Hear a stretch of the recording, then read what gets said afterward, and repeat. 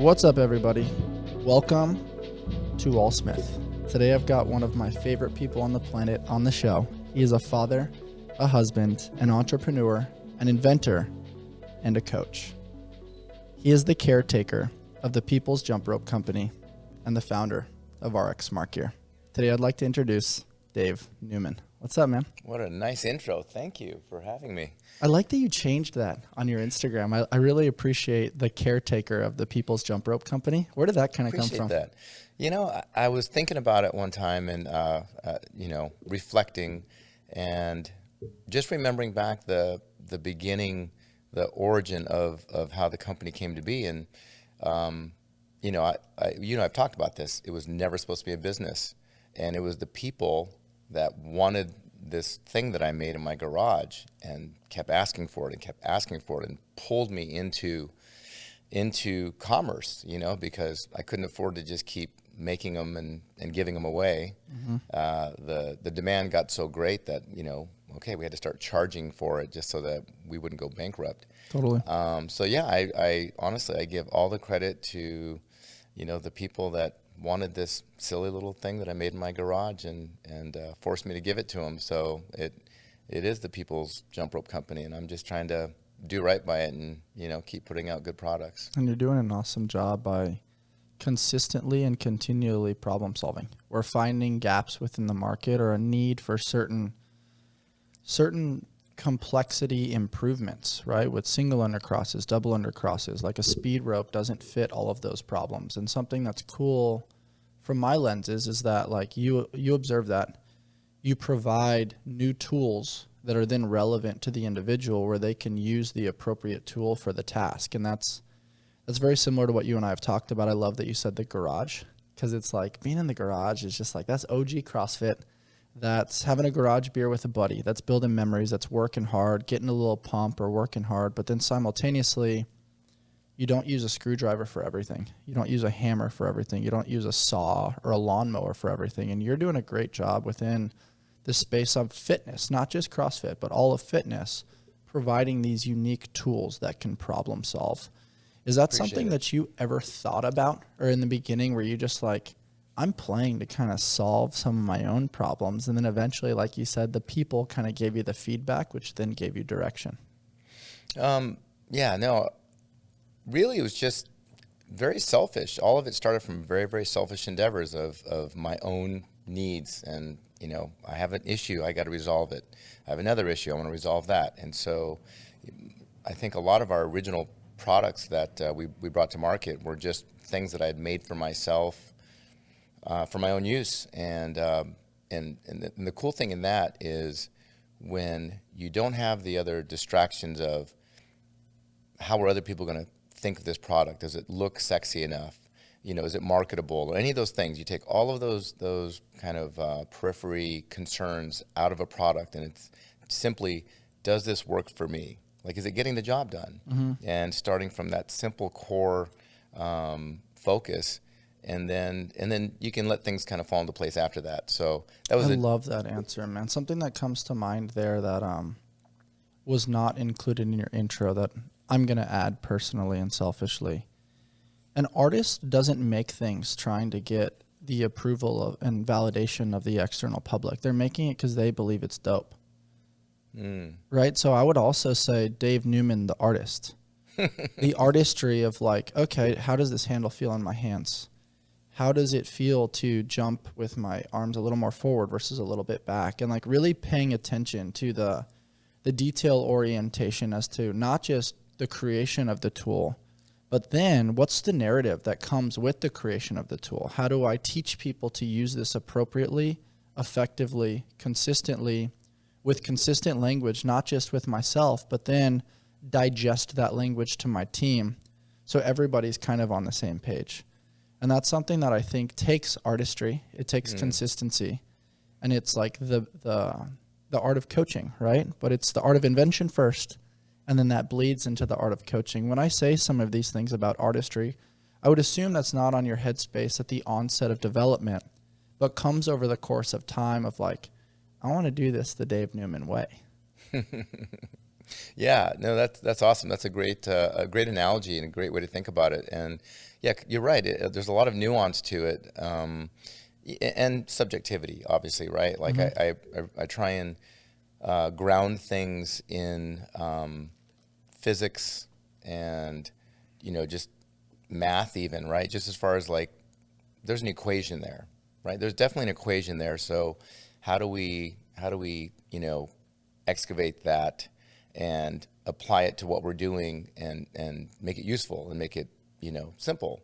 And so it is very nuanced. And so we try and design the products to fit with our philosophy on movement and how that movement should feel and what is efficient and what's universal, I guess, right, is the best way to look at it. So it's funny you use the word artist because you had Evan Slaughter on, Fit to Serve, who's a great dude, and we've become really good friends. And I can't help but smile. I know, like, he's such a special human, and also as he's grown, not just in social media, but with his notoriety and with all the different things that are pulling at his attention, he still finds time, energy, and emotion to answer text messages, to hop on a call, to send like a quick little video. Oh yeah, he's just a great communicator. He's a good dude. He's a super good dude. I actually went out and spent 3 days on his sofa in Nashville before heading out to Power Monkey Camp, which I know you wanted to chat about later. But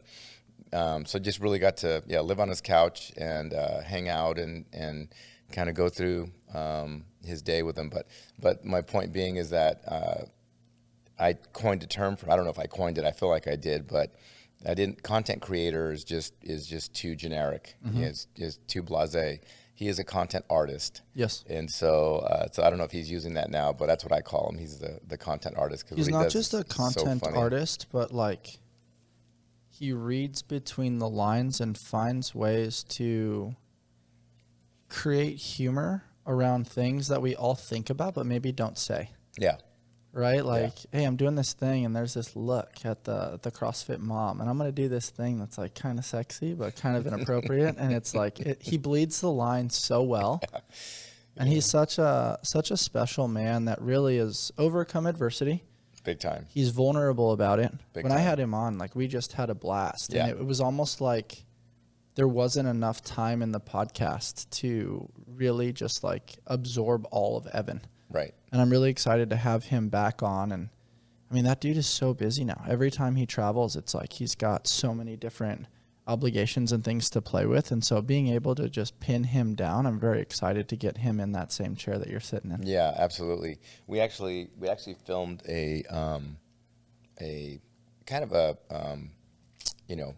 biography, just let him get in front of a camera and talk, that we're going to put out on YouTube. So it'll be some good stuff for you to kind of research and get. There were things about him, like I'm sitting there and we're asking him these questions and it would lead to another thing and another thing. And I'm like, I didn't know that about you. It was really, really amazing. So, so hopefully that'll be very eye-opening for people. Yeah, for sure. And we say it often on here, and that's we're all a bundle of stories. And Evan's definitely a bundle of stories, and what everybody sees is not necessarily where it started. And I want to jump into some historical reference as to how RX Smart Gear started, but I can't help but lean into this story that I heard recently about the growth of bamboo.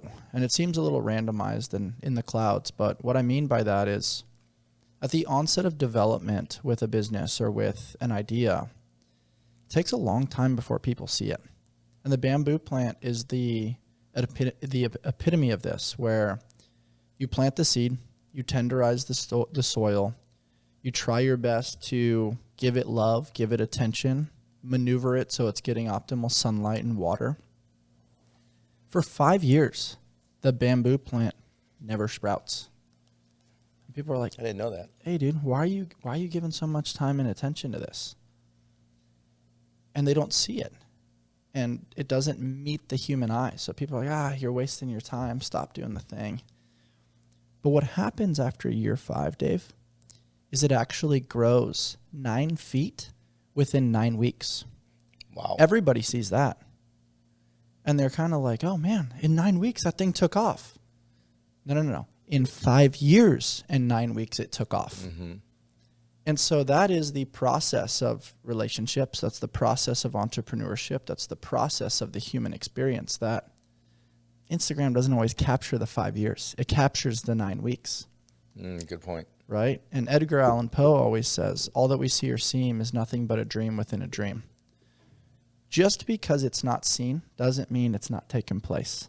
Right? Every top athlete within the CrossFit space, every top athlete within professional sport, Steph Curry doesn't just show up on game day and make threes 7 feet behind the line. There's thousands of shots that take place behind the scenes. There's mindset coaching. There's tears. There's laughter. There's injuries. There's ice baths. There's everything in between to try your best to squeeze as much juice out of that orange as possible. And the same thing holds true with the growth and development of RX Smart Gear. Everybody kind of knows the positive evolution of the brand and the tinkering of all these different amazing jump rope variations and other things that you've brought to the market, like grips and shin protection strategies and the air mat and all these things that solve problems. But nobody's with you behind the scenes on every failure, on every time you tried your best to wholesale some sort of material for one of these things. They don't know the tinkering of trying to make sure that rope handle spins. They don't know every jump rope cable that you went through, the cutting, the messing it up, the beads everywhere, the sadness, the tears, the frustration, the financial difficulties. Those are important to talk about, or at the very least, like, hint at. And so where I'm getting with this historical reference is, like, you didn't just start with RX Smart Gear and all of a sudden reach success. You were working in the real estate space. You had kind of just lost your father. You were navigating some emotional challenge. You're recently married. You're trying to grow a family. There's a lot of life that's going on too. Sure. When I mention these things, and eventually we'll get to, highlighting, this is coming up on the 15-year anniversary for RX Smart Gear. Yeah. Let's go back to the beginning, man. Like, what was it like at the onset of, you're trying to do real estate. You're trying to grow a family. You're a young whippersnapper full of piss and vinegar, ready to do the thing. What were those early days like? Yeah, I wish I was young back then. I think I was kind of old already, getting into my. He's 55, guys. He's not old. Career. Thanks. Yeah, coming out of real estate, because that was my first career, kind of out of college, and did that for 15 years. And it was a great career. I really enjoyed it. Was it commercial or residential? Mostly residential. Predominantly residential, and I had a small boutique brokerage with just a handful of people working for me, and we worked solely for the referral. We weren't out marketing and putting our face on bus benches, and didn't have my face on my card. Just didn't like to self-promote in that way. Always approached it that if we did a great job for our customers, then they would refer their family members and people whatnot. Don't necessarily buy just the product, they buy people. Sure. And I think that's a great segue later on to understand, like, why people lean into RX. They buy you and the vision. Well, that's the one thing about it's funny how I take kind of my past careers and apply it to what I'm doing now, because before and during and for some time after college I coached gymnastics. So the gymnastics aspect gave me the just the understanding of human movement and being able to analyze and break things down and be able to coach and teach people as well. So that applies a lot to what we're doing now. And then the real estate side was really just service. Like, how do you take care of people, right? Really just give them all the care and understanding and information that they need to make these big decisions, big life decisions. So taking that aspect into now what we have is a commercial business selling product, and it's not just about selling the product, it's about helping these people. This is a small component, and the bigger part is their fitness journey, right, to have a healthy lifestyle. So being able to help as much as we can in those regards. So yeah, coming out of real estate, where it's commission based, and it's kind of sink or swim, right? They always say you're as good as your last sale, so to speak, to this jump rope phenomenon slowly, taking off. And I think back in the day we were selling our jump ropes for like $30, $30 or $35, I can't remember. Mm-hmm. We really didn't know what we were doing. We were just figuring it out as we go. So that was a big mental shift of is this sustainable? Is this something that we can make a living off of. And at the beginning, for the first, honestly, couple of years, had no clue. My wife was still working at San Diego State in their research foundation department, where we both graduated from state. And Go Aztecs. Go Aztecs. There you go. And real quickly, I'm curious. You talked about you're only as good as your previous sale within real estate. As you transitioned, which entrepreneurship wasn't like a word back then. It was like, hey, we're kind of doing this thing. And then the language came later. Do you think that helped you with the onset of risk tolerance around, like, I wholeheartedly believe in this. I'm married to the CrossFit ideology right now, and I'm seeing how it's positively impacting lives and generating community. Because risk tolerance is something, at least for me, like, it took some time to develop that maturity to be like, okay, like, fear is a mile wide, but it's an inch deep. But you can't see that it's an inch deep until you take the first step. And I feel like you kind of had a little bit of knowledge in the world of risk. Move fast and break shit. LSKD develops functional sportswear with a streetwear aesthetic that's on a mission to inspire you to chase the vibe through sport, fitness, and adventure. I train daily in the rep shorts and love the versatility they offer. The zipper pocket is an absolute game changer. I go from training at the gym directly to meetings, running errands, or prepping for podcasts. The LSKD tribe has become true family, and we are excited to continue to develop our community. Shop now at lskd.com and use code ALLSMITH. We chase the vibe here at AllSmith. Let's all become 1% better every day. Yeah, it's funny you say that, just because real estate, obviously, coming out of college, I never thought I would be self-employed. That was never on my radar. I always thought I was going to be that 9 to 5, working for a company, or, thought I was going to be a lawyer, so working at a law firm, what have you. So getting into real estate was, the big eye-opener and kind of, slap in the face of, okay, you're working for yourself, and you're making your own hours, and you're creating your own, income or revenue. So that was the first, big kind of risk undertaking and mind shift for me. And luckily I had 2 older brothers that kind of guided me and kind of helped push me through that transition.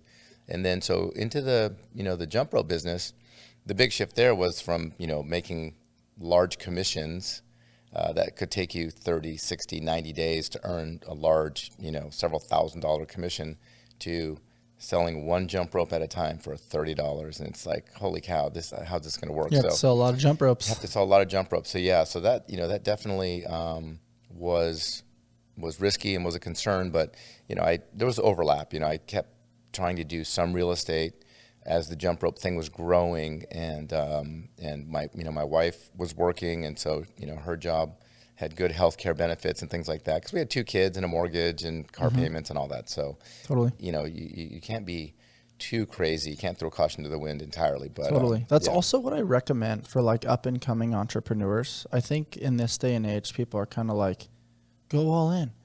Tony Robbins said, if you want to take the island, burn the fucking boats, which is like, it sounds really cool. It's a great story. Sounds sexy. It does. But it's like, you still got to pay the bills.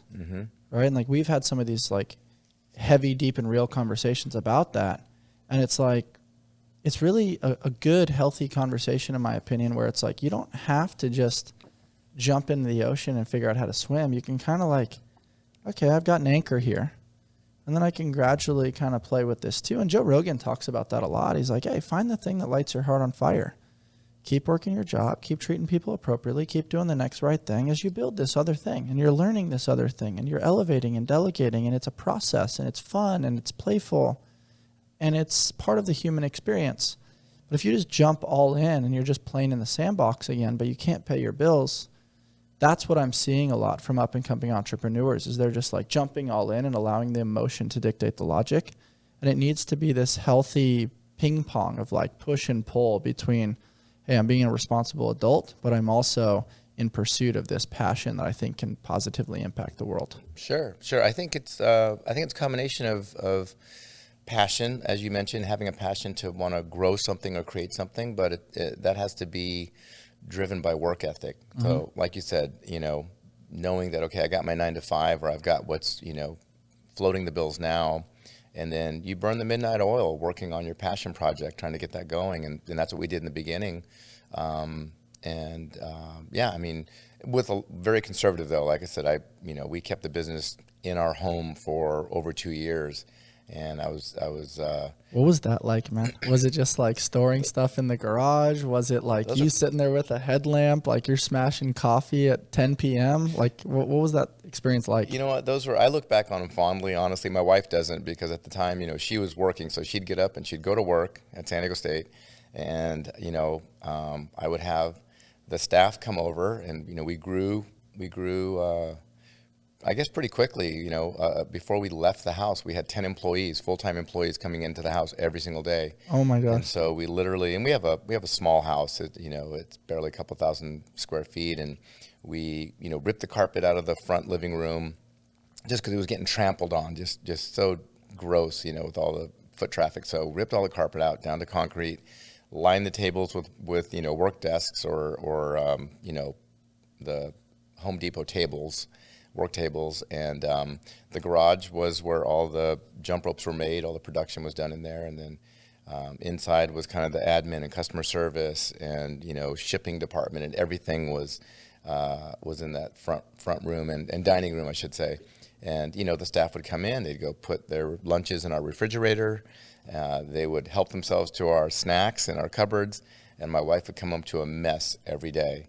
And so kudos to her that she didn't kick me to the curb. How did you guys navigate that personally with literally no separation between personal and professional? Yeah, I don't know how. I'm lucky that I have the most tolerant wife in the world, who's so even-keeled. I mean, her. She's just... Yeah. She never gets too high. She never gets too low. She just manages the world of homeostasis very well. Very, very well, yeah. I mean, I'm not going to say that she didn't get frustrated and we didn't have those late-night chats, but and it was really just about trying our best to set those boundaries and get people to kind of respect our space and things like that. At that time, how did you justify it in your head? Right? Like, as a man, you want to be a provider. You want to be... the rock, the anchor, sure. But you also want to not conform to the tradition of just societal norms of doing something that's just like not lighting your heart on fire. It's just a traditional 9 to 5 that just pays the bills and you're just trying to make it to the pillow at night. And that's not really a passionate or a fulfilling life. How did you kind of justify that in those early days where inside you didn't really know where it could lead? You had an idea and a belief and a vision, but the actuality hadn't really evolved yet. What was that like in your mind in the justification process? And also creating buy-in with your employees of hey, when shit hits the fan, I got your back. How'd you do that with those guys early on? I think I was lucky as far as the the demand. Number one, I got into CrossFit, right? So CrossFit, which I just passed last Sunday, was my 16 years. That's awesome, man. Congratulations. Thanks, man. I appreciate that. Yeah, that was life-changing. And that's almost like, when you hear people say oh, I gave up drinking so many years ago, and that was kind of like the start of their new life. And when I found CrossFit, that absolutely was a turning point, just because I came from just, a lot of poor life habits, right? And undisciplined, just had my focus other places on my other business. And so CrossFit definitely, started things off and gave me a structure and gave me something to get excited about. And, the jump rope thing becoming so popular kind of in that space, it was hand in hand, right? I loved being in a gym. I loved being around CrossFit and other CrossFitters, and the fact that they loved, this jump rope that I made. The demand really kept me focused, that I didn't need to really stop and think about it and decide, am I making the right decision? It was just all in. We're like, okay, people want it, let's get it to them. So that part was honestly kind of easy when I look back on it. It's also cool to now understand your mind a little bit. And you're such a great innovator and gap filler. And early on, we remember those early jump ropes, man, where they would just get pronged like this, or they were just getting torn up by doing jump rope outside, or every time you would set it down, it would just get clustered and tangled, and it wasn't efficient for round 2, round 3. The handles didn't spin. Ropes were breaking mid-workout, where people would default to jumping jacks or plate hops or jumping over a parallel or something. And it's just cool, like early on, how you were like, "Wow, like I'm recognizing like this hole in the market. Let's fix this so that way we can enhance the human experience."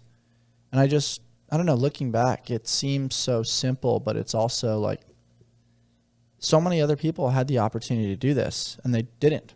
And you kind of grabbed the bull by the horns and you kind of took initiative, and then every year you make it better and better. You not really experience stagnation in 15 years. That's pretty cool.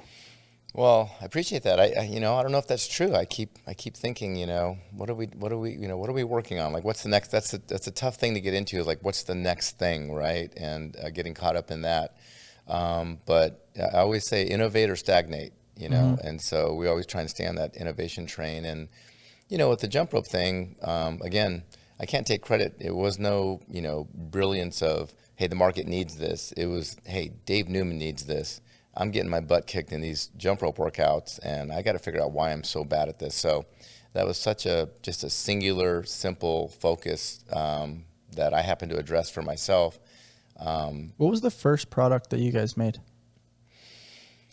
Well, our custom fit jump rope, you know, the ones that are on the wall at the gym, you know, the gym packages. I mean, you know, first for sale product was that jump rope. And it, you know, came in a variety of colors and cable thicknesses and things like that. So definitely the jump rope, but you know, I made grips before I ever made a jump rope. You know, when I got into CrossFit and started doing, you know, all the muscle ups, and I would like to do false grip muscle ups a lot, and I would tear my wrists. Rope climbs, and I would, you know, shred my shins. So that was just a matter of like going to the the Army surplus store, found these canvas leggings that the color guard uses, I guess, right? It just kind of wraps around, they're almost like gaiters that wrap around your boot and has a stirrup under your ankle. Modified a pair of those just for rope climbs, and they were phenomenal. They were so durable.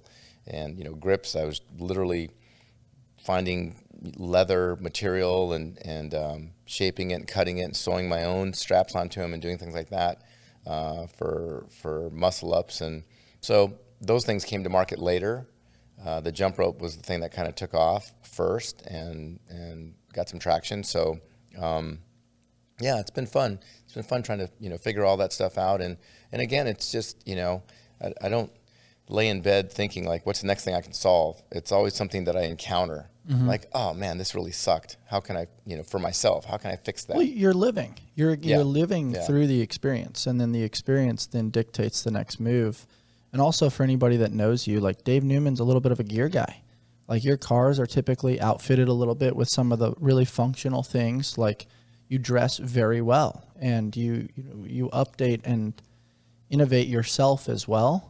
And then when you look at like things like surfing and an appropriate leash, and you look at like motocross or riding a motorcycle, you want the right helmet. You want all these things that make the experience that much better. Sure. And I love that you reached out to these external markets, brought something in, and then, you know, from there you're starting to better orient yourself of like materials, fit, sewing, cutting. Like you're learning every element of like, how does this best fit the anatomy of a human that can then enhance their muscle up performance, rope climb performance, and obviously the jump ropes later on, which is cool.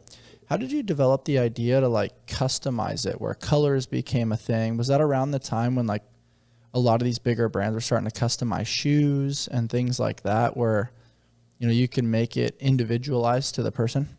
Yeah, you know, you just hit something right on the head that really resonated, which was trying to improve the experience. Like for me, that's really the driving force of, you know, number one, CrossFit, if we're just kind of focusing on that, is difficult in its own right? Just going and doing a workout and, you know, giving it your all, that's hard enough as it is. And it's just these ancillary things that happen to you during the process that can make it not so fun, right?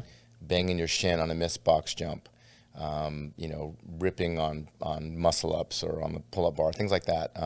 You know, people struggling to get double unders and having such a hard time doing it. It's like, if you can improve those experiences and get people fast-tracked, you know, on their fitness journey.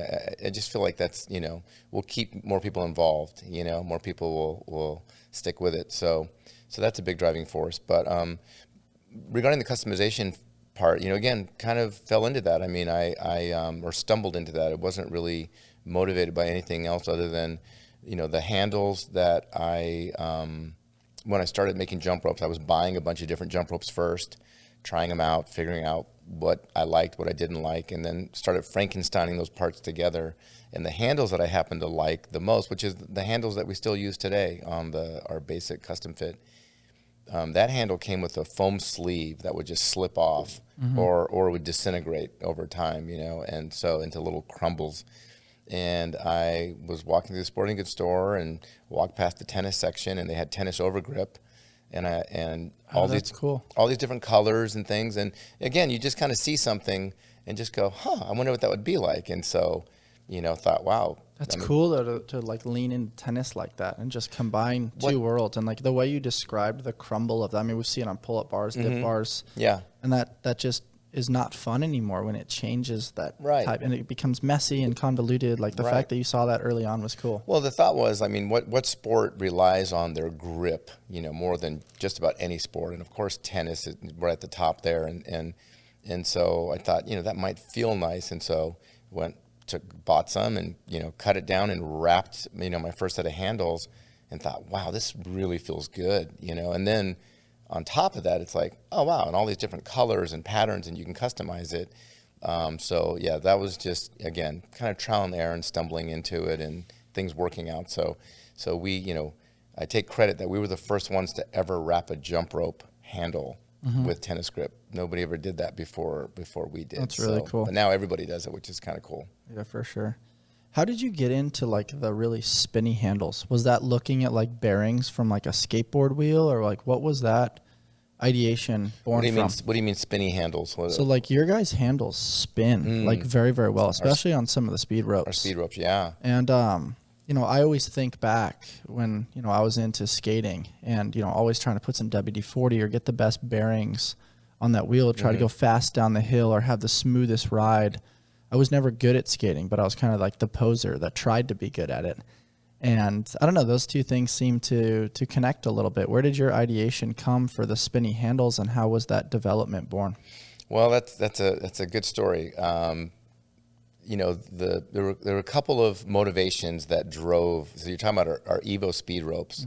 They're arguably the fastest on the market. Definitely the most expensive on the market. There's no doubt about that. Justifiably so. Justifiably so. I've used it for years now, and it hasn't failed me yet. Yeah, they're appreciate that. They're well made, for sure. And the thing is when we started out, for me it was all about a training philosophy, and I knew that with double unders and everybody struggling getting their double unders, it wasn't about going fast. Everybody thought like, I need to go faster. And I understood that, no, you don't need to go faster. You need to learn proper timing, right? It's really about just timing and positioning and good mechanics. If you get those three things lined up, timing, positioning, and mechanics, it all falls into line. But people were trying to, find kind of a shortcut, and like, oh, well, if I just make the rope go faster, then I can make a double under happen. And so that's the most, primitive mindset to that skill. And I'd argue, I shouldn't say argue, I would try and preach and preach and preach. It's not about speed. In fact, you're going too fast is the problem. You're going too fast. You really need to slow down, and kept repeating that for years. And, when we teach our workshops, we travel all around the world teaching our workshop and trying to teach people to slow down. And as soon as they slow down, they get it, right? And everything falls into place. It's almost like like the smoke clears or the clouds clear and you can see the sun. It's like, oh my gosh, it was that easy and it was there the whole time. And I call that guiding people towards their peak expression. Yeah. Be quick, but not in a hurry. And it's hard to see that. Like if you watch like a rookie in the NBA, they're 800 miles an hour. They're trying to go fast. They're trying to prove themselves. It's chaos. Yeah. And then as you get more experience, you develop pace. Yeah. You understand that like, okay, I need to slow down in order to speed up. And going all gas, no brakes all the time just leads to an accident. Right. So I can be quick, not in a hurry. Smooth is fast, right? What's the famous saying? Yeah. Or slow is smooth and smooth is fast. Yeah, and it's like you do a great job of creating buy-in around that to the nuanced person that just thinks more is better, faster is better. Let's just get to the outcome. And you're like, no, this is a process. Let's get a feel for the rope. Let's understand positioning. Let's play with your breath. Let's play with the positioning of your feet. Let's get your gaze dialed in. Sometimes I do this a lot, and I've seen you do. You get in people's ear, and you're like, whew, whew, whew, whew. The second one's a little faster than the first. You might whisper it. I've watched you play around with fluctuation of tone, where sometimes people are giving you pushback, and you'll be a little bit more aggressive with your communication. Then other times you're realizing they're getting frustrated and maybe a little emotional, want to chuck their rope across the gym. And you're like, hey, I'm here with you. It's going to be okay. And like you change that fluctuation within your teaching. And it is cool to hear like the timing and the speed and the mechanics and the position all kind of synergizing together in this digestible smoothie that gets people to clear the clouds and see the sun. I liked that metaphor that you brought to the table. Yeah. Well, you know what? Coaching gymnastics gave me so much understanding of how to break things down, especially teaching kids. Like, when I started coaching gymnastics, I would coach 3-year-olds. And if you can get a 3-year-old to do what you want them to do, and it feels like they're playing, that's true teaching, right? Like they really enjoy what they're doing, and you're getting them to learn and understand at the same time. So that gymnastics really brought a lot of that element to coaching CrossFit and coaching double unders, is just create a foundation, right? Show them the foundation, and then it's building blocks, and you start adding your progression on top of that as they perfect the foundational elements. So, and I always say, coaching double under specifically, it's 50% technique, 50% psychology, right? It's just trying to get people to relax and understand and be happy about what they're doing and not get frustrated. So, so that part's fun because everybody's psychology is different, and trying to crack their code. I get into that actually. Yeah, I do too. Yeah. What gets people to tick? Yeah, absolutely. What gets them to calm down? What gets them to focus on the right thing? What gets them to focus on the element, not the whole rep, if you will, right? Just what's that one thing you need to fix right now? And the rocks before the sand. Yeah, for sure. The Trident family taught me something really important this last year, that we are all a bundle of stories, both good, bad, and everything in between. All of their cold brews remind their customers that they are part of something bigger than themselves. I start my day with the Sweet Cream Cold Brew as I am prepping my mind and body for fitness, service, coaching, and podcasting. With various locations in San Diego, they offer over 14 nitro cold brews and a variety of specialty drinks. You can find the perfect brew and pair it with one of their treats from the Keto Bakery. You can check them out over at tridentcoffee.com and use code ALLSMITH to take your coffee experience to the next level. You do such a great job teaching, and it's a little different when we're in the same room together, and you can maybe use tactile feedback to position me a certain way. I always like to talk about energy, like where does Bryce and Dave begin? Like there is an energy exchange when we're in person. But since the pandemic, you've been doing a lot of remote coaching. You've been doing a lot of coaching on a screen. There's so much complexity with that. Like, does it fit in frame? What is the audio connection? What is the body language? Trying to meet people where they're at. Push when you need to. Pull back when you need to. Try to get people some gentle wins. Sometimes, allowing them to marinate themselves in a little bit of failure and frustration so they have that motivation for the next session. There's such an art to it, going back to our artistry conversation. Yeah. How have you evolved your coaching technique? Because RX Smart Gear is not just, here's a product. It's, like we said, here's an experience and a coaching evolution and tips, and we co-pilot your journey towards maximizing your human potential. Or at least that's my lenses on your guys' brand. And I'm curious, like, how have you evolved that coaching strategy? Because now you're coaching a lot of people remotely. We'll jump in a second to the unique complexity within the jump rope stuff that we're seeing in competition. How are you doing this? Because it seems to me like, hey, your bandwidth is tough. You're trying to grow a brand. You're trying to come out with product, but you're also teaching a ton too. How are you able to help teach people remotely and still create a similar or even better experience remotely? Yeah, that's tough to do. Honestly, yeah, in person, nothing can replace in person for sure. But being able to coach remotely is awesome. Just to have that ability to reach somebody across the world. And you're right. I've been coaching a lot of athletes from all over the globe, different time zones. That's the fun part, is trying to figure out, like, okay, The time zone thing my has to be yeah, tough. my 7 a.m. is your 5 p.m. Are you training at that time? Like, I can get up and I can be available for you. Like, is that fit into your training schedule? Things like that. So that part's fun. But yeah, it's definitely a little bit more two-dimensional, obviously through the screen, and sometimes just the audio, being able to hear, because I need to use all my senses, and I want them to use all their senses too, right? Just to understand what's going on around them, like everything in space and time. You can get cues from everything, visual, audible, tactile. So, like, the funny thing is, teaching Zoom, a lot of times, I don't know why, but I can't hear their rope touch the ground when they're jumping. And so I have to ask them afterwards. I'm like, I couldn't hear. Was your rope touching the ground? And hope I get the right answer back, because it's important that the rope touches the ground, Yeah. ever so slightly, on all reps. And sometimes they miss one rep, hit the next one, miss one rep. So things like that, can be challenging. But yeah. The one big thing that I do now is I bring a stool with me and I sit down during these Zooms, because a lot of times I'll stand in front of my iPad. I have a nice tall iPad stand, like on a roller. It's like one of those mobile roller stand things. And, I'll just stand in front of it, and then that way I can kind of back up and demonstrate something if I need to demonstrate for them. But now I keep a stool right out of sight, so I can just pull it in, sit down, watch them, and so that's been a big help. But yeah, it's a challenge, but the fact that we can do it is amazing.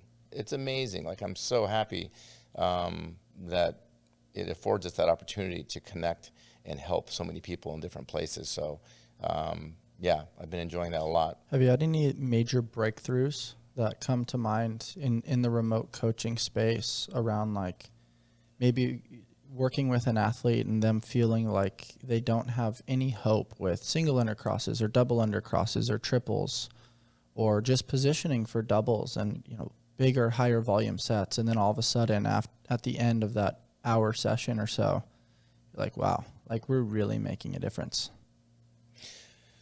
Well, I mean, yeah, every session I have with every athlete, I usually leave it super stoked, and usually they do too. That's cool. No, honestly, just because what I find is jump rope is just one of those silly movements that has not had a lot of structure built around it, and that's all I feel we've done is studied it, analyzed it, like, to the nth degree, and then just created structure so that people have a roadmap to follow. It's not rocket science. I tell people, you've been overcoached to death on a snatch. Like, every centimeter of your body and positioning on where that barbell path, travels as you try and get that thing overhead, you've been coached. Every joint in your body, right? Same thing with a clean and jerk and, muscle up. But with jump rope, it's always just like, hey, get it under the feet and you're good to go, without any regard of what's optimal, like what's real good movement, patterns. And so just analyzing it and regurgitating it is all I've done, and created some structure around it. So I love working, especially with games athletes, because games athletes, obviously, they're pretty accomplished to get to the games. Mm-hmm. So, a lot of that is just based on sheer athleticism, right? But not a lot of understanding of what they're doing. So I really appreciate those athletes that I get to spend time with and help them. But, kudos to them for wanting to take a step back. For wanting to be coached. And for taking a step back, because making changes is not easy, especially when you are confident that, well, hey, I'm this good. I've gotten this far, doing it the way I've been doing it. And the ones that are willing to say, you know what, I can be better though. Mm-hmm. And so I'm going to listen to Dave. And so the ones that are willing to take a step back, let themselves go through the failures and feel crappy, feel these new sensations, but understanding what the end goal is going to be is just going to be like optimize efficiency, right? And when they understand that, they're stoked. And so I love giving that. I feel like it's giving them a gift once they get it. So I love that. Yeah, it's what would super you fun. say are the 3 most common faults within jump rope technique associated with just the baseline double under? Yeah, number 1 is rope size for sure. Yeah, rope size creates, the domino effect of your positioning. If your rope is the wrong size, it's going to move you out of ideal positioning, and when you're out of ideal positioning, now you're recruiting a whole different grouping of muscles for the mechanics to rotate the rope, and it changes the timing, right? So number 1 is rope size for sure. And thickness, right? The right amount of resistance to allow you, again, to slow down and not try and learn it going 100 miles per hour. So rope size, number 1. And it's always, people always oversize. They go way too long. And the minute they go long with their rope, it forces their hands out away from their core. They start grabbing the delts and rhomboids and traps to rotate the rope. That's why you hear that. You've been a coach for a long time, and you hear the athletes like, oh, my shoulders are just fried out, and and they're using this whole set of muscles to turn a little jump rope, which makes no sense to me at all. And so once they start using those big muscle groups, they lose that articulation that it takes, right, just to get this nice little rotational pattern happening. And so then timing's off, right? So then your timing is going to be suffering, and then you're going to hit fatigue a lot faster, right? So the jump rope sets the domino effect, and then you can pick any of the dominoes after the jump rope size. You know what I mean? To figure out, okay, well that's what's causing this fault, and then this one is what's causing that fault, right? It just all falls in line. All starts with the length of the rope and the weight of the rope, and then just not having understanding. I guess another big cue would be how people start the jump rope. They don't realize that, and I've been correcting a lot of people on this lately, but from the very first movement, when you're at a standstill before the 3, 2, 1 go, how you move your arms to get that rope around you the first time does a lot to setting you up for success or failure. And the big thing is when you see people that, throwing your hands wide is fine, but it's when your elbows separate from your ribs, right? As soon as your elbows separate from your ribs, boom, you've grabbed your delts, your rhomboids, your traps. And then just to pull the rope over the first time, and then you hop over the rope, and then you've locked in. You've locked in those big muscle groups. And that's where people tend to stay. And so teaching people how to just disengage and relax the shoulders, let their elbows just hang down by their side, and just swing their forearms out to loop the rope over their head, allows them to kind of fall into that draped position that we want them to be in. So how they start the rope is a big fault. And then not paying it, I guess number 3, not paying attention to where the rope and how the rope should contact the ground in front of the toes. If there's fluctuation as to its contact point, it's probably based on the positioning of the mechanics, like you said, and as a byproduct, the inconsistency leads to hitting the feet more frequently. Not probably. Yeah, you hit it on the head. It's not probably 100%. Inconsistency with where the rope contacts has everything to do with where your hands are moving to and from. And they just need to learn to isolate, and have a goal. Like, okay, that's my target. And I need to have a goal to stay on target. So I love that. Right. Something that's coming to mind right now is back in grade school. Do you remember jump rope for life? I do, yeah. Right? And funny enough, I never did it. I mean, really? Yeah, I don't. I knew about it, but never participated in it. Yeah, we did a lot of it, and it was mostly single unders and like kind of running in place. And you added a few like single under crosses, and it was fun. And you jumped into like double Dutch and more of a communal type thing. But what's coming to mind is just how you start is hugely indicative as to how the journey goes, and that's kind of like what everybody talks about in the biohacking space, like win the morning. How you start the day sets the precedent for the rest of the day. Love it. And then we look at fitness, and it's like compliance is science. Consistency is actually more important than intensity. Because if you have, Monday you give 100%, Tuesday you give 70%, Wednesday you give 60%, Thursday you're beat up, so you give 10%, but you still showed up. And then Friday you show up, you're like, okay, I'm kind of motivated to end the week strong. I give my 85% again. All of those lead to 5 days on that are going to enhance the needle moving in the right direction across 365 days in a year versus I gave 100% Monday, 100% Wednesday, and I tried to give 100% Friday, but I'm quite frankly broken and I just don't have the consistency. That same analogy applies to how you're describing the jump rope. Like jump rope can be a great analogy for life. Consistency, how you start, and positioning, how you orient yourself. What's your energy and enthusiasm when you're practicing the art of jump roping? Are you getting frustrated? Are you feeling like you're too good to be coached? Are you not leaning into some of the nuance that can really, like, in the short term, be a little bit annoying because it's change? Change is uncomfortable, but change leads to growth. But if you're open to that experience, all of a sudden you develop a better process, a better system, and now you're 10xing your productivity.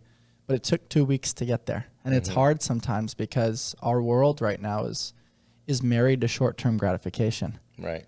And I don't know, the way you described that unlocked some thought ideologies in my mind. I'm like, these things have great transference into becoming better people. And that's something that lights my heart on fire right now is like, how do we use business, lifestyle, and human connection to help guide people towards their peak expression?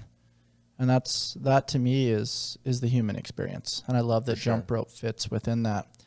I like how you said jump rope is a nice analogy for life or a metaphor for life. One of the people on my team, her husband brought this quote. I'm not sure if he came up with it or saw it somewhere, but it's life is like a jump rope full of ups and downs. And so I added to that, and we actually put this saying on the back of our RX van. You know, we have RX Sprinter van, but life is like a jump rope full of ups and downs. Might as well skip through it, right? That's cool. So it ties in with what you're saying. Yeah, I love that, man. Peptides. There's been a lot of buzz about peptides and what they can do for the body, skin, muscles, and health. What exactly are they? And do they live up to the hype? Your body makes peptides. They are strings of amino acids, which are the building blocks of proteins. Peptide therapy involves using prescription-based peptides to help treat and manage a variety of health conditions to maximize performance. Peptides consist of 2 to 50 amino acids and are made naturally in the body to act as important signaling molecules for many physiological and cellular functions. There are over 7,000 known functions of peptides in the body, and adequate levels in the body are imperative for performing at optimal levels. Discover a transformative journey to optimal well-being with Live Peptides. Live Peptides offer a natural and effective approach to health support. Embrace the difference. Choose Live for a path to vitality that prioritizes quality, innovation, and your unique wellness goals. My personal favorite is BPC 157 with thymosin beta for optimizing gut health, tissue regeneration, and healing. Head over to livenatural.com and use code ALLSMITH for 20% off peptides. That's LIVVNATURAL.com with discount code ALLSMITH for 20% off peptides. And I think skipping through it and that elevated level of enthusiasm makes it a little bit lighter. And I think I shared with you a few weeks ago, like my mom's been navigating cancer. And, you know, it feels heavy at the onset and it has its heavy moments for sure. But that's the lightness of the conversation that she and I have. She's like, Bryce, like, shoot the shot. Go do the thing. Like, dance through life, because before you know it, you're going to blink and you're going to be sitting on a park bench at 75. For sure. Wondering what if.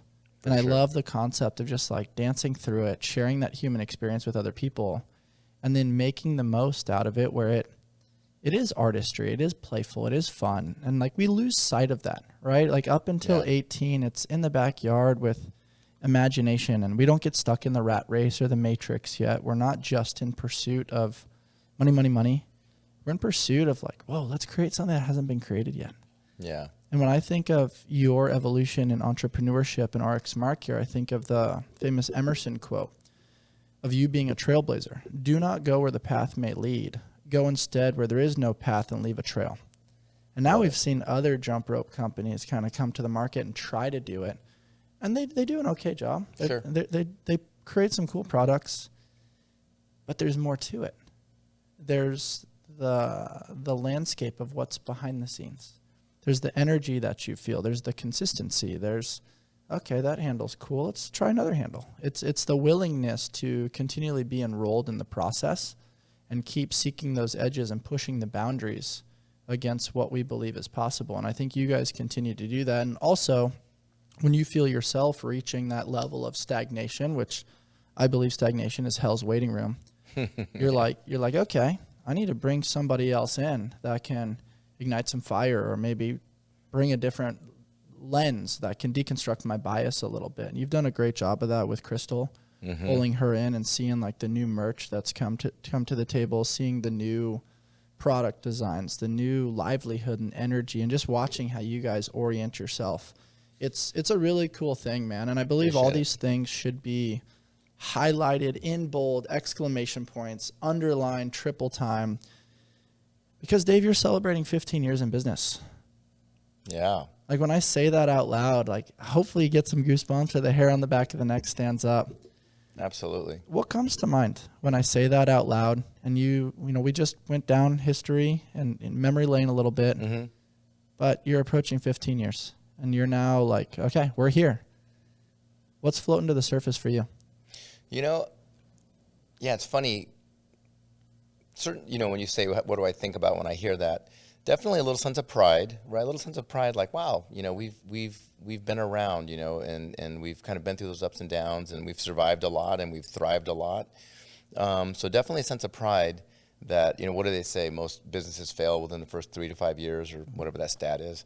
So, you know, I always kept that in the back of my mind, like, okay, well, at least we got past that, you know, whatever that means. But I also recognize that there have been companies that have been around for 20, 30, 40, 50 years that still go out of business. They still fail, you know, shut down the doors and, you know, lock it up. So, so that's obviously, you know, very front of mind, like, okay, we got to keep moving. So, yeah, it's pretty cool. And I'm excited that we've had some sustainability, you know, and I feel like we still have a lot of growth to go, but you hit it on the head. I got such an amazing team. You know, you named Crystal, and, you know, Erica, my wife, is a huge component of our company. So, you know, our media team, Xander and Erica, and our marketing, and Nick is our GM. So there's so many more, but I mean, we're a small company, but everybody has a vital role, and they wear many hats, as is often in most small businesses.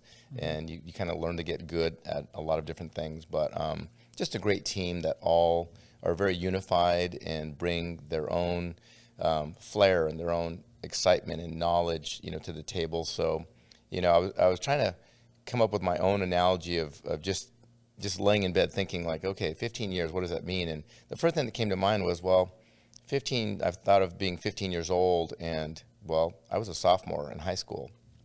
And that's where I feel like our company's at, honestly.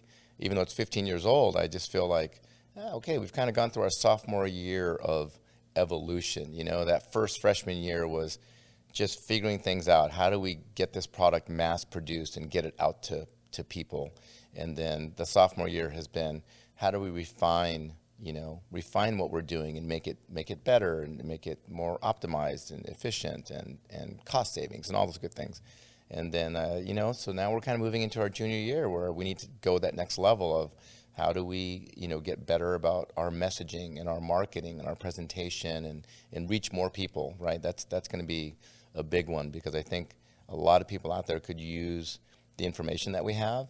I know they could use the products. Everybody should be jumping rope, hands down. Everybody should be jumping rope. I got a great side story just to that justification. At Power Monkey Camp, there's a gymnast who was didn't make the Olympic team, but he was knocking at the door. This guy's just a phenomenal guy named Colin Van Wickland, and just a stud. And he walked up to me and he goes, "Hey," and he coaches gymnastics at a big gym, big reputable gym in Houston. And he said, "You know, is jumping rope good for running?" And I said, "Are you kidding me?" And he goes, "Well, tell me about it." And I'm like, "Yeah, it's amazing for running. I mean, it's going to build up your calves and your legs and all these things." And I said, try and jump rope. He goes, so you think 30 minutes, like jumping rope for 30 minutes nonstop? And I said, try 10 minutes. Jump rope for 10 minutes. 10's still a really long time. Right? So he's a young guy, right? He just retired from gymnastics, but he's still like in his, probably early 20s, early to mid 20s. So gave him a jump rope. He took his shirt off. He's getting ready to be a CrossFitter, right? He's taking his shirt off. And we set the clock, and he just jump rope for 10 minutes. And just easy jumping, just single unders, and taught him how to do some boxer step and a little bit of running in place so that he wasn't overloading his calves. And, he had a couple of trips, but just started right back up, jumped for 10 minutes. And when he was done, he said, holy cow. Yeah. Like, I had no idea. That's where my jump rope journey started. We used to do 5 minutes of jump rope before basketball practice would start. And it was honestly mostly about, like, plantar flexion, dorsiflexion, upping core body temperature, a little bit of play, a little bit of full body movement and coordination, movement of the wrist mechanics, which is really important in shooting a ball. And, I mean, man, we would do 5 minutes. And by the end, every time, I'm like, oh, my gosh, like, I'm a little winded. My calves are blown up. My feet are feeling like they're, like the plantar fascia is a little bit beat up. And, yeah, man, I love hearing that you still have referencing what you said before, a little bit of humility in relation to fear, because sometimes there's like, oh, we know what we're doing. We've been doing this for 15 years. And you always have that, just like, I think the unique sweet spot for high performers is, what do I want? I'm chasing that thing. And what am I afraid of? I'm running away from that thing. And it's right in the middle of those two where you find a healthy dosage, where you're not overly fearful, but you're also not overly chasing the future. You're still marinating in that present moment, being where your feet are. And I love that you've kind of dissected that a little bit. And you're like, I'm finding comfort here, and it's still uncomfortable, but it's not so uncomfortable where it's not sustainable. Right. And then you're taking that stuff and you're sharing it with people that are gymnasts, and that there is transferability, and you're creating buy-in. Real quickly, I want to just explore your mind a little bit. Like, jump rope has been around forever. What grabbed you about it? Was it specifically to CrossFit and getting better at double unders? Or was it, wow, like this actually has a full body health benefit. It has transference into like boxing and basketball and running, tennis, all kinds of sports that, utilize a full body movement flow and a lot of plantar flexion, dorsiflexion, go faster, slower, change the fluctuation. Where did your kind of obsession and passion for jumping rope what was the onset of that, and how did you kind of get into the weeds and relate that to gymnastics of like, I really want to study this and I want to be one of the best in the world? Yeah, no, I definitely think it starts with the initial, CrossFit, selfish motivation. Man, I need to get double unders because I'm getting my butt kicked in these workouts because I can't master this skill. And, little bit of that arrogance of, well, I feel like I'm a pretty good athlete. Why am I having such a hard time? And that just, that forced me to search for answers. And that was the thing that I found at that time, was there weren't a lot of answers for me to be found. There have been, phenomenal jump rope people. There weren't influencers back then. There was no such thing as an influencer, in 2008. But there have been people that had been around the jump rope space who were phenomenal performers. I found not great coaches, not great teachers, and at least it didn't help me, at least the way I need to learn. It just, things weren't broken down enough. And so that was the initial fascination of like, well, I need to break this down for me because that's how I need to take the information in. And yeah, obviously it was just to get the WOD done. That was the initial motivation. I want to get through this WOD and stop getting my butt kicked. And the more time I spent as the company grew, and the more time I spent kind of studying and becoming a student of everything jump rope and really trying to analyze every component of it, it unlocked more curiosity. Like, wow, there's so much more here that we can explore. I mean, I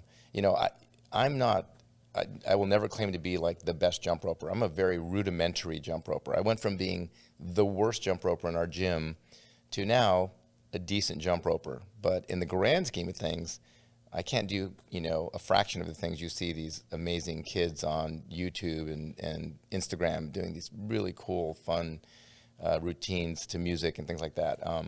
But what really gets me jazzed is just being able to understand those movements and break them down and convey them to other people, and help them use that to better either their fitness or their sport, right? And that's the big thing I noticed, is that a lot of like teams, like you mentioned doing it in basketball, and I don't know what your guys' routine was, if you guys had a specific routine or the coach just said, hey, clock starting 5 minutes, keep moving.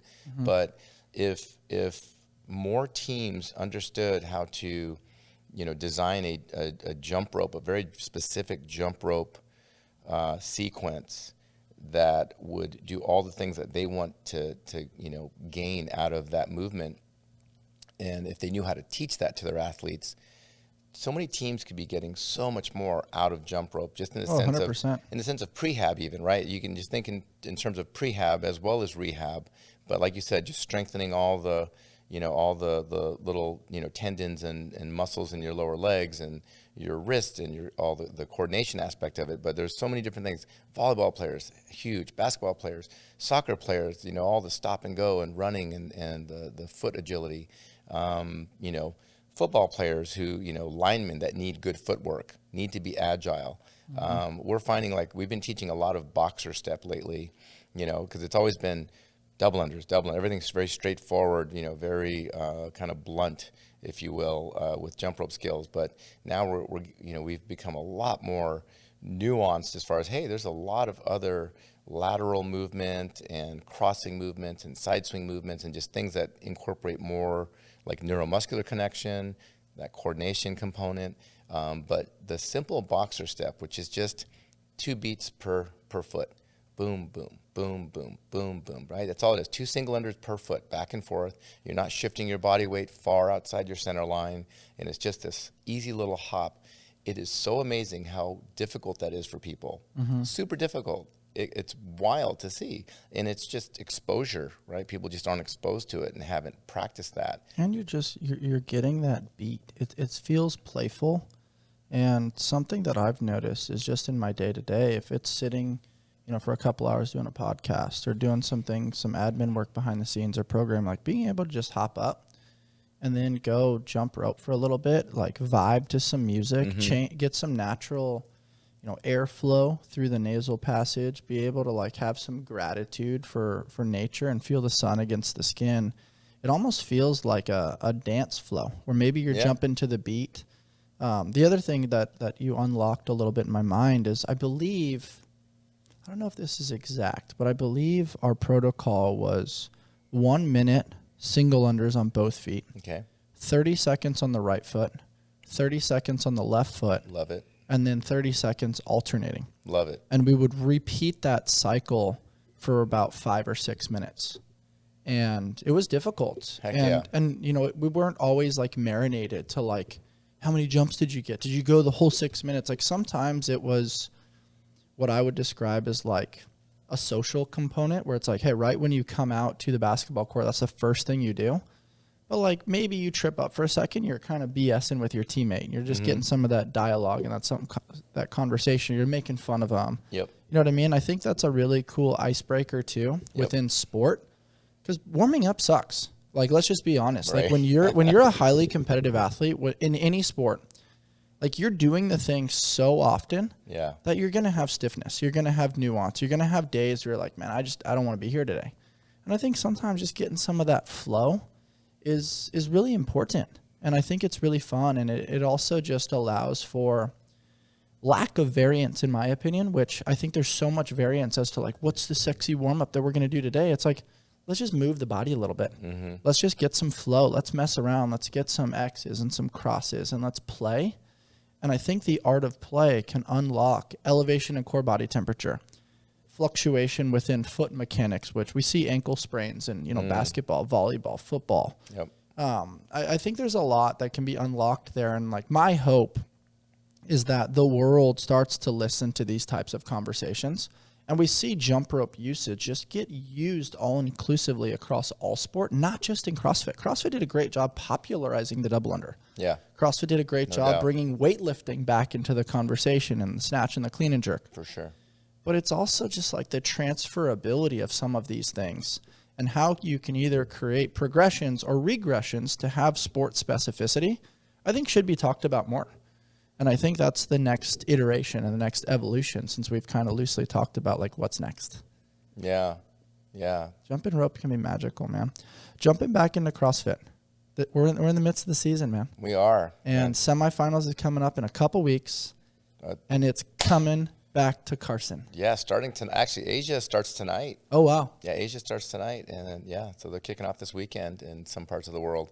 I know, super exciting. This is our busy season. You know, we're getting the crew rallied up and figuring out, you know, well, we already know where we're going to go, which events we can attend with the company, or, you know, Sue and I are actually we're going to be in Carson, obviously. Can't miss that one. That was a no-brainer for us. You know, just so much history, and our first experience with the games was in Carson in 2010. Mm-hmm. And so many amazing, you know, memories. I mean, the owner of my gym, you know, one of my closest friends, Paul Flores, who owns CrossFit East County, and that was the first gym I ever walked into 16 years ago. And he competed as a Masters in 2010. That was the first year that they incorporated a Master category. You had to be just 15 above was all it was. There were no other age brackets. And so he went to the games and got on the podium, took third, which was awesome. Yeah, he'll never brag about it, so I love bragging for him. And so he technically, we say he is our first, you know, sponsored athlete, if you will. He had one of the RX shirts, you know, jogging around the track during one of the workouts. But yeah, Carson, that was the first year that I, you know, met Rich Froning, which was really cool before Rich could go in public and not get mobbed by everybody, and you know, we need to sign autographs and things. I mean, we actually ran into him at a McDonald's, him and his wife and his cousin and his cousin's wife. Well, they were girlfriends back then, now wives, but literally ran into them at a McDonald's late at night after the first Friday Night Lights, where they did Amanda Under the Lights.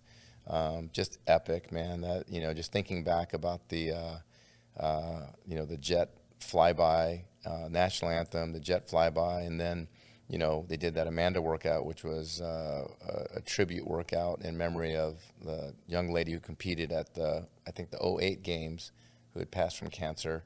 Just you know, a lot of emotions, you know, really hitting a lot of strings there. And yeah, ran into Rich at McDonald's and walked over and said hi to him. And, you know, he wasn't popular yet, right? That was the first day of the games, and he hadn't done anything, and he didn't win that event.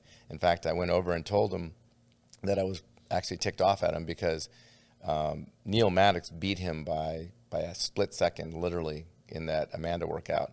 And I had just competed against Neil Maddox in regionals leading up to those games, and Neil Maddox and I were in the same heat together, and he wasn't a friendly guy back then.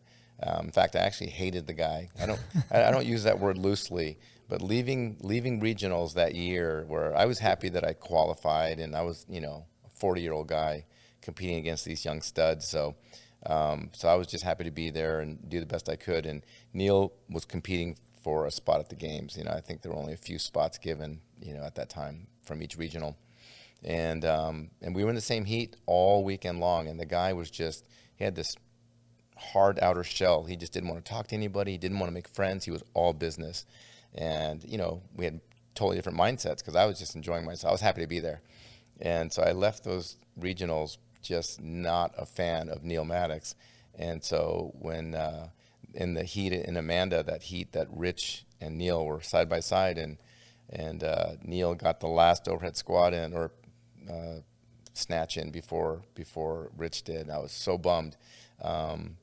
But to fast track that story, Neil and I eventually became very good friends once I met him off the competition floor, and he actually asked me to officiate his wedding. So almost 10 years later, I officiated Neil's wedding, Neil and Tracy's wedding. So there's a happy ending to that story. But so I want to bookmark you right there and jump in just a little bit. There's a twofold thing that comes to mind, which first and foremost, free is the way to be. Life beats us up a bit and causes some bumps and bruises, but that doesn't mean we have to stay on the sidelines. This is why we've partnered with Kinnean Labs. Get back to doing what you love with this incredible portable device designed to get you back in the game. Kineon is on a mission to move people from pain to possible with their top-rated red light therapy and laser solution, which tackles inflammation along with muscle and joint pain quickly and effectively. What I love is that it's portable and rechargeable, making it easy to actually incorporate into my everyday life consistently. It's small and lightweight, so you can throw it in your gym bag or work bag or even an overnighter. Kineon's lasers and LED combo make this cutting-edge device extremely versatile for use with general aches and pains, as well as chronic back pain, arthritis, post-surgery recovery, endometriosis, and more. This has been an amazing tool keeping my elbows and knees pain-free for pressing, pulling, and squatting in the gym. Great tools like the Move Plus give me the freedom and flexibility to continue living life on my terms without limitations. There are a lot of reasons why over 15,000 people are using this device and rating it 4.7 stars and above. Head on over to Kineon.io and use code ALLSMITH at checkout to begin your pain-free journey. People are heavily misunderstood.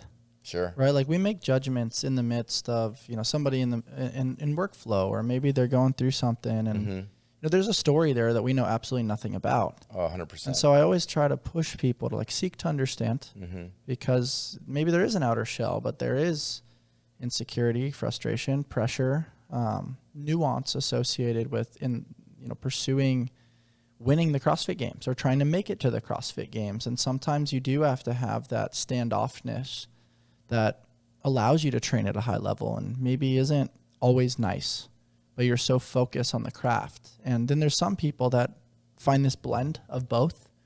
And then there's some people that are maybe a little bit more extroverted. And I think that it's difficult, right? Like we want everybody to be friendly all the time and nice, but it's not always possible when you're trying to do things at the highest level. You can't always be a social butterfly when you got to still do the job. Right. And we see that a lot in the CrossFit gym. Visitors will come in and they want to take pictures or they want to chat or they want to meet when it's in accordance to their schedule, but it's I got a job to do. Right. And so being able to understand that, I think is really important. And then the other part of this that I think is really cool is just the element of forgiveness, right? You had the ability to self-reflect and distance yourself from that memory where you thought he just wasn't a good guy. And you listened and you did seek to understand. And then you guys did develop a friendship and a relationship, which then led to a really cool memory of you officiating the memory later. And so seeking to understand and forgiveness, two important value systems that I think can be great tools for people's toolbox. What's the Ted Lasso really brought this to my attention because I'm not a big book guy, but Ted Lasso had that quote, which I absolutely love, that dart playing scene. And if you saw Ted Lasso, where it's the Walt Whitman quote, "Be curious, not judgmental." Yep. And that just struck a chord with me. And I try and live by that every day. Same. Right? I think it's phenomenal. And absolutely, you're right. You don't know what's going on in other people's shoes, what's going on in their lives, and might have caught them just at a bad moment, of the day, and you just caught the brunt of it. But yeah, in Neil's case, he was just a very competitive guy, and he was locked in on his goals and did not want to be, detoured or sidetracked from that goal. And when he was able to sit down and express that to me, totally understood, made 100% sense, and so we get a good laugh out of that now. And I got to tell that story about how I really hated his guts at his wedding, and it was a good laugh for everybody. But in the end, I got Neil to cry. The big tough guy, Neil Maddox, got him to cry at his own wedding. So I feel like I got him back. I got a little redemption story. That's cool. I like that. What is it about CrossFit that unlocks that type of human emotion? You're doing hard things. You're overcoming adversity. Maybe you're challenging what you previously believed was possible. And there's something to it that unlocks a depth it's hard to repeat. I mean, you see it with things like the Go Ruck challenges where people become friends for a lifetime. You see it with Navy SEALs that maybe go through BUDS training together. You see it with people that maybe worked together for a very long time. What is it about the depth of connection that comes from doing hard things?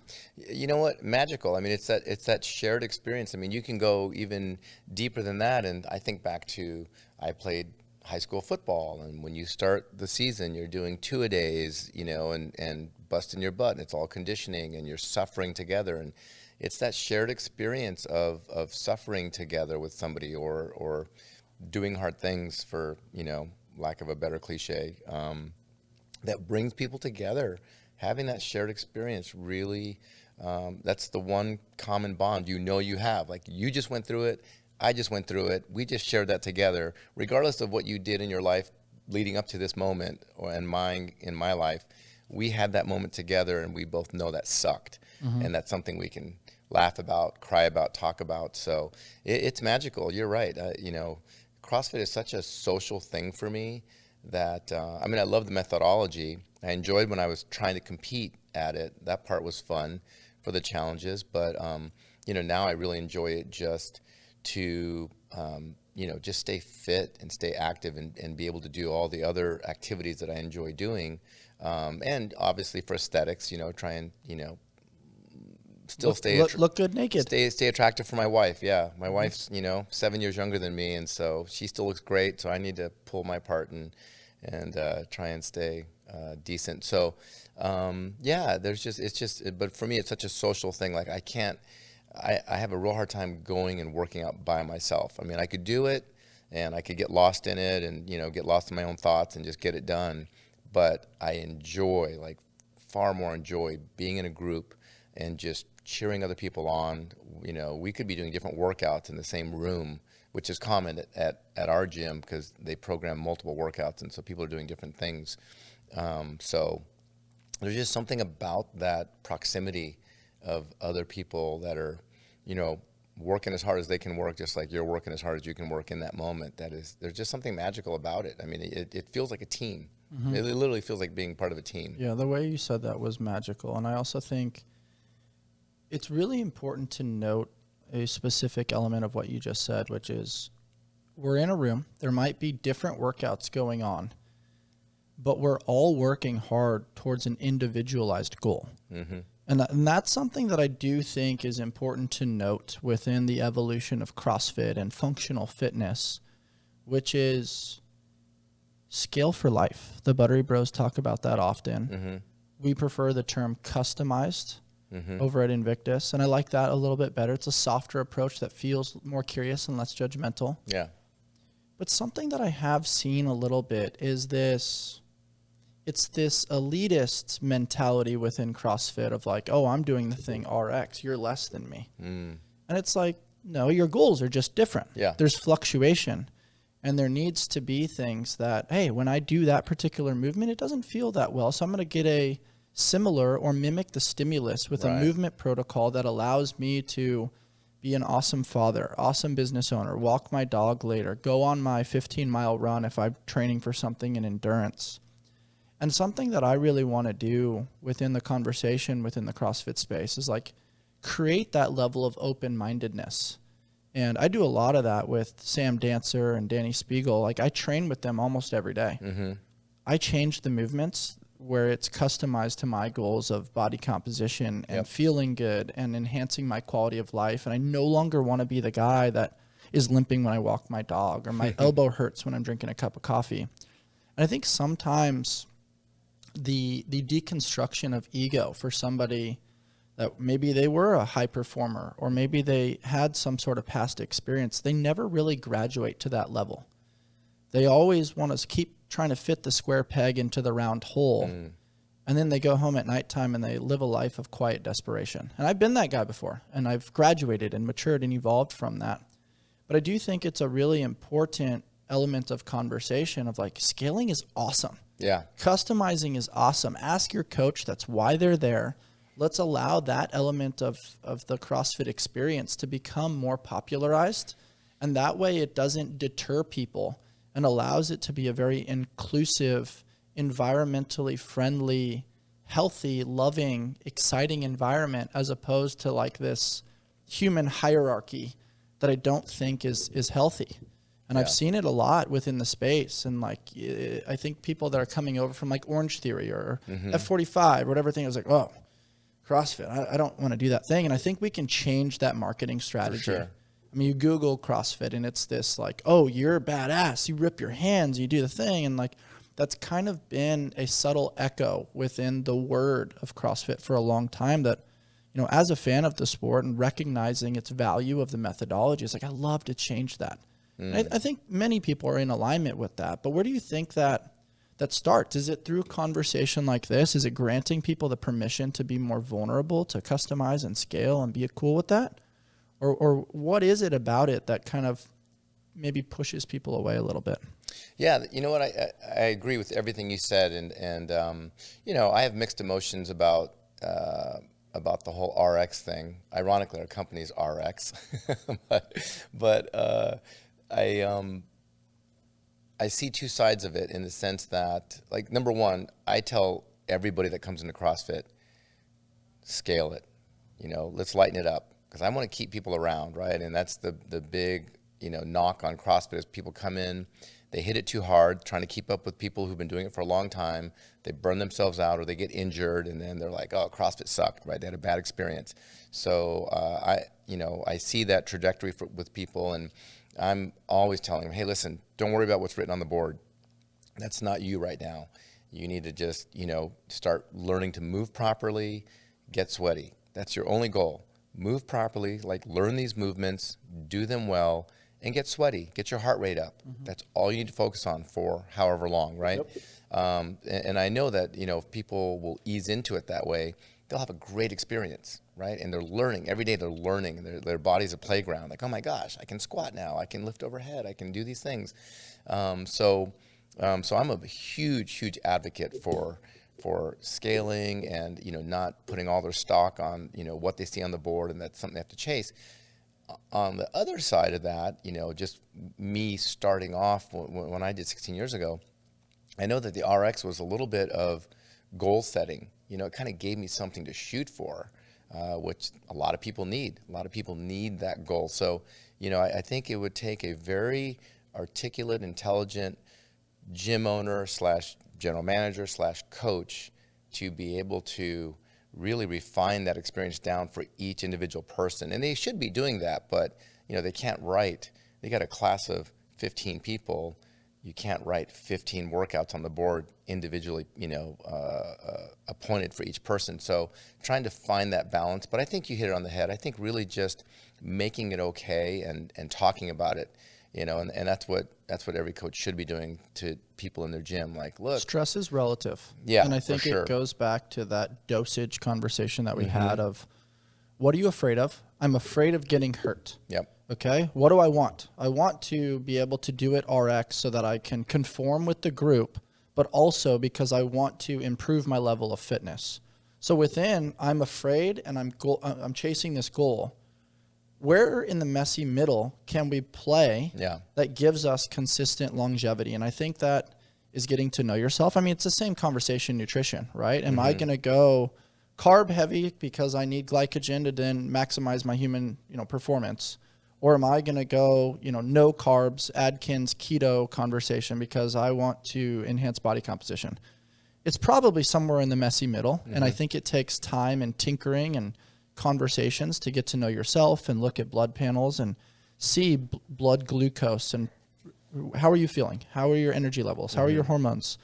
And I that's what I really want to push, is just this element of critical thinking. It's not good or bad. It's not black or white. Right. It's let's find the appropriate dosage. And that is fluctuation based on the day, because human beings and human potential are so malleable. It's not just like fixed. You might have a night where like, man, I didn't sleep well. I was focused on business analytics stuff. My goal tomorrow is to move. And then you have other days, man, I slept so good last night. I'm going to hit it hard today. I'm coming for you. You know, whoever's top of the leaderboard that day. Jumping back into CrossFit, man, what's the future of the sport? We chatted briefly yesterday, and you know, I had my loose rant in relation to basketball, and it's like, I love the sport. I love seeing it push boundaries, but I'm also just so tired of the rule changes, the subjectiveness of judging. the monetization fluctuations. Where is it? Are you paid to be an awesome athlete, or are you paid to get attention as an influencer?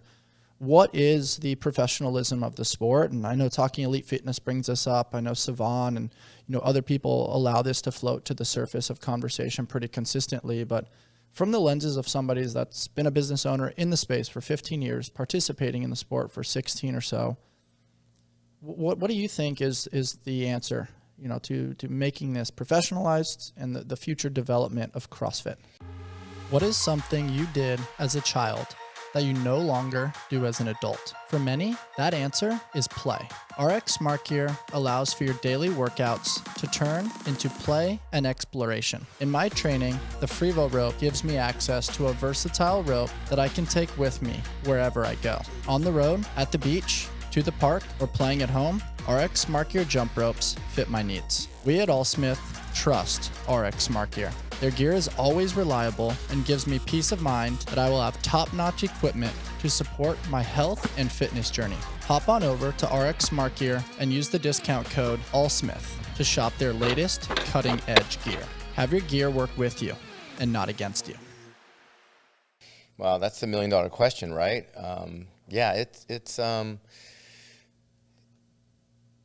It's interesting. I think the biggest issue for me, at least just from my lens and what little I know about on the inside, but you always hear that the CrossFit Games are kind of a marketing tool for CrossFit, just to bring more eyeballs, to the sport, and hopefully get people into the gym. And, it is frustrating. It's been around for so long, and we haven't really seen the development and the growth of the sport, to be something that's, much more consistent, concise. Just all the changes are very frustrating. The judging, obviously, those other components. There's a lot of things there that seem like they should be further along now. To me, at least in my view, with CrossFit being around for 20 years now, CrossFit Games being around now for 17, 18 years. And I think it's probably just, I don't know. I mean, with CrossFit, kind of being at the mercy of a board, and the board, we know it's all profit driven.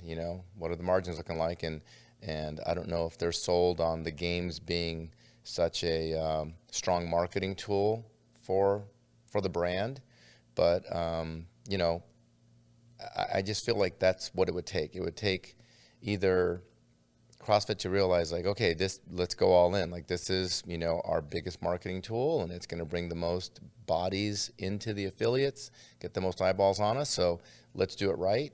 Or is it still kind of an experiment? Like, it's this little side thing. I mean, we know that Glassman wanted to shut it down at one point. Like, he didn't see the value and thought it was really diverting people's attention from what CrossFit was really about, as far as like combating chronic disease and getting people off the couch and, getting people healthy and things like that. So I don't know. That's a great question. Part of me agrees with Glassman a little bit. Like, sure. I love the sport of CrossFit. But at some point, like, in my opinion now, there's too much. Like, there's too many movements now. And I understand they're seeking the fittest on earth. And I understand, you want to test different modalities and energy systems and positions. But I also believe it's a little gymnastics biased. I mean, being a basketball guy, cool. Why don't we have a dunk contest? Elijah Muhammad's probably going to win that. Mm-hmm. Right? Like, why isn't there like a football toss? Why isn't there, some sort of cone drill that we see at the football NFL combine and other things that bleed into traditional athleticism that we see from other sports? Pirouettes and walking up all these obstacle courses and all these things. They're really cool. I know they look good on social media. I know they grab attention.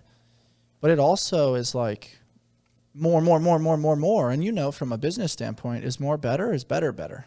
Right. And something that I'm witnessing, at least from the observation of traditional CrossFit athletes, do you have fitness or does fitness have you? The top 20 in the world make a really healthy living, but they're training 6 to 8 hours a day, and not to mention it's living rent-free between their ears. They don't do anything else because they can't. Right. They're so fatigued. They're chronically injured. Are they happy? I don't know. Maybe sometimes. Seeing a lot of burnout with these younger kids. And that's right? where I wanted to take the conversation next. It's like, I love watching someone like LeBron, who puts over $1 million a year into his recovery. He's hopping on podcasts. He carves out time to have a glass of wine with his buddies. There's a pretty good harmonization of life. I watch him coaching his son. And I'm sure some of this stuff is PR stuff. It's happens to be what I see. Mm-hmm. But like, I don't see CrossFit athletes doing a lot of that stuff. They're doing CrossFit. And then when they're not doing CrossFit, they're doing Zone 2. When they're not doing Zone 2, it's nutrition. And then when they're not doing that, they're an influencer. Is that living? I don't know. I want to see people like maximize their human experience. And in my opinion, a huge part of success is how do you motivate and inspire the next generation? If you're always training, always burnt out, always fighting a nagging injury, can't really participate in, going to a friend's graduation or going to a bachelor party or, a night out with a glass of wine. You're just, no, I can't drink alcohol. I got to have my Tupperware. It's become too much, in my opinion, where it's depreciating the quality of life. And I'm all for obsession in pursuit of the goal. But I also think that like this needs to be a conversation because we saw what happened with Haley Adams. We're seeing now what's happening with Mal O'Brien.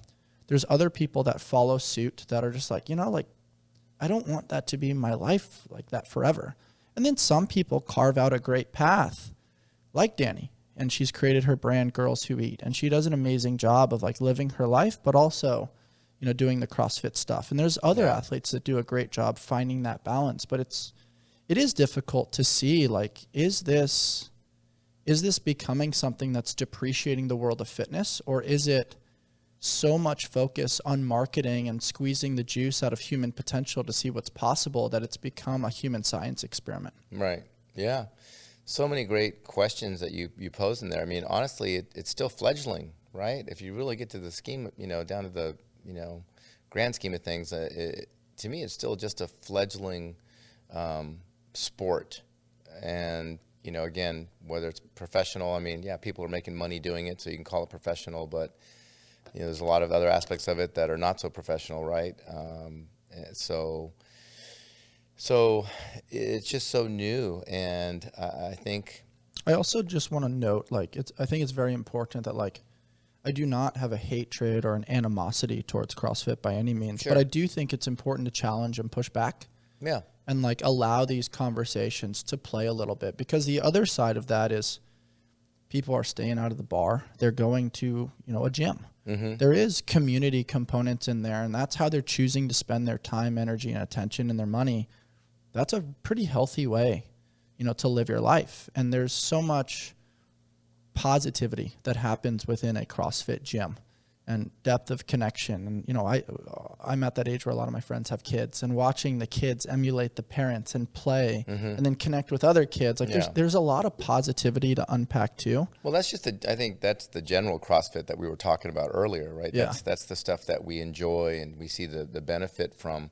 But I think that's kind of separated from the CrossFit Games, which is what we were kind of discussing, is like, what's the future of that, and what's the value of that, and what does that bring to the table? So I think the general CrossFit, I don't think there's a lot of debate about how powerful and potent it is, but the Games is it's a small fraction that that qualifies and makes it there. You were one of them. You're a Games guy, so I think time will tell. We'll see if more people start burning out, more people start taking a step back. I just saw an interview, little interview piece with Laura Horvath, our current reigning champion, and she made a comment that I think people think at this level you have to live in the gym, and everything's about more time in the gym, and she said, I don't agree with that, and I think just applied intensity, is enough to get the job done if you do things smart. So I really liked her thought and approach to it. But, again, there's a trophy out there and a big paycheck. And so people, that have that competitive drive, they want to go for it. And whatever the rules are, I mean, it's their rules, right? It's the Game's rules, and you can choose to play by them or not. Time will tell. We'll just have to see. I'm obviously curious about the long-term effects in people's bodies that, trying to compete for lengthy periods of time. I was just out and spent some time with Rich Froning, and he and I were comparing knee stories because I'm just a few months out of a knee surgery, and he had the same knee surgery, and so he was giving me his advice and some of the things that worked for him just for kind of recovery. And so it's just kind of seeing how bodies are going to hold up, which is really contradictory, where you get these athletes that are doing these superhuman things that are phenomenal to witness, and then on the flip side, just seeing how broken down these bodies can be when they're done, and so so time will tell, man. I don't know. I wish I had the answers to it, but I think it's honorable and it's courageous to go for it. But I also think, like, just pay attention, right? Like, what's lighting the roadmap for what you want your life to look like, and that's individualistic, but just being careful to not get so sucked in that it diminishes everything else that the beautiful human experience has to offer. Yeah, for sure. This was a fun conversation, man. Something I want to kind of tackle before we wrap things up is, in 15 years of running a business and being very engulfed in the space, but you also adventure and do all kinds of cool things like Power Monkey Camp and that type of stuff. What's the greatest advice that you've ever received in this pursuit of growth with RX Smart Gear? Wow. Got to pick one, huh? There's so many different nuggets at different stages. It always kind of seems like just what you're going through at the time. That seems like the best advice you could get when you're. That's great. That means you're very present and you are where your feet are. Yeah, no, for sure. I mean,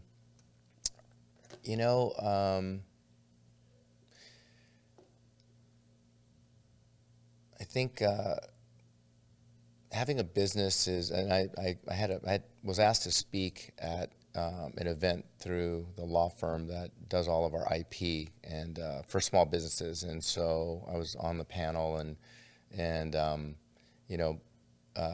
think the best advice I was able to provide that group, and I think it was just a compilation of advice I had received along the way, but when you're running a small business, it's cool and it's sexy, just like you said. The little sound bites you see on social media are the growth of the business, and creating new products and marketing them, and all the flashy things are usually what you see, but what you don't see are the behind the scenes things.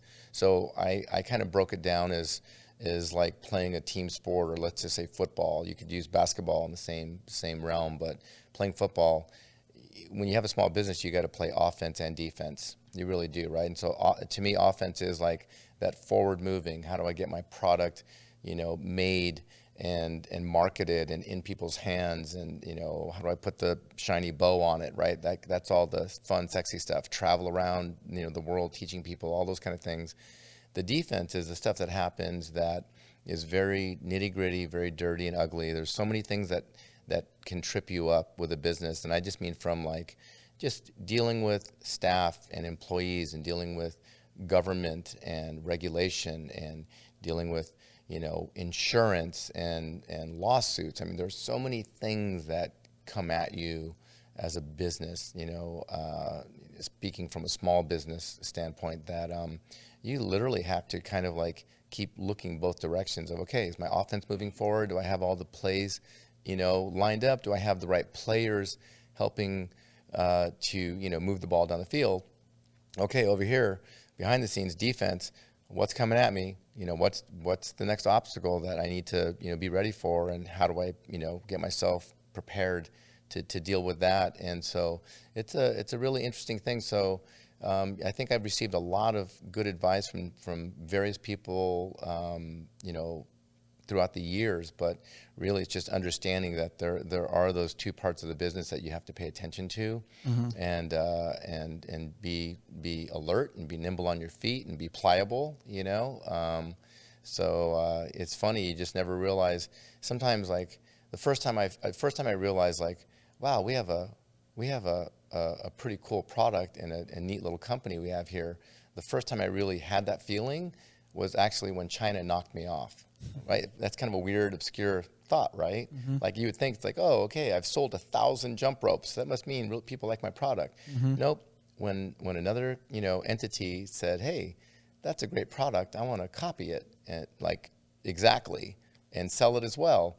That was kind of like it was a weird, bittersweet, like, well, that sucks, somebody's I doing almost that. feel like it's that quote, emulation is the highest form of flattery. But simultaneously, when you start to feel that friction and that resistance, you're like, I'm doing this right. Right. And you've always done a great job of leaning into that. What's next for RX Mark here? What's coming up, and where can people find you guys? So we are going to obviously be at the West Coast Classic, so the North American West semifinals in Carson, which is next weekend. Mm-hmm. We'll be there, so I hope people come out and come say hi and get some coaching. And we love getting people on our mats and teaching them something about themselves. And so we'll be there, and then Susan and I, we're not going to have a booth or a company presence at the East Semis in Knoxville, but my wife and I are actually going to fly out, and we have 3 workshops lined up out in Nashville the week leading up to the East semifinals. So we'll be at CrossFit Hendersonville. Actually, we're going to be at CrossFit H-Dub on Tuesday, CrossFit Hendersonville on Wednesday, and then Proven on Thursday, right before the semi. So we'll be teaching workshops 3 days in a row, which is super fun because we love spreading knowledge and helping people. And then we'll be at the East Semis and just to spectate and support athletes and cheer them on and support the organizers of that event because they're great people. And then we'll be at the games in Fort Worth, so that'll be a new exciting thing. Mm-hmm. And so, yeah, hopefully plenty of opportunities to get out there and mix it up with people. And then again, Power Monkey in the spring, which you haven't been out yet. I haven't been out yet. Man. I want to try to make that happen for sure. Dave, Durante, and the incredible staff out there. I look forward to learning a little bit from those guys. I've heard nothing but great things. You'll learn a lot, and your cup will be running over with all things fitness and camaraderie and community. It's amazing. I love that, man. Dude, that was special. It's been a long time coming. I'm happy we were able to carve out some time for a cool conversation and explore the historical reference, how RX Mark Year's evolved, your personal development journey, and how it continues to innovate and push the boundaries within the CrossFit space. Appreciate it. Well, and congrats to you on this, man. This is beautiful, and I love watching the direction and the growth that you're going through. I feel like fun. You're me just a few years back, kind of forging your way forward, and so you're off to a great start, man. I'm loving it. I appreciate it, man. Guys, the caretaker of the People's Jump Rope Company. If you enjoyed my conversation today with the founder of RX Mark Year, Dave Newman, please rate, review, subscribe, and share with your friends. And as always, stay on the hunt for who you've not yet become. Until next time.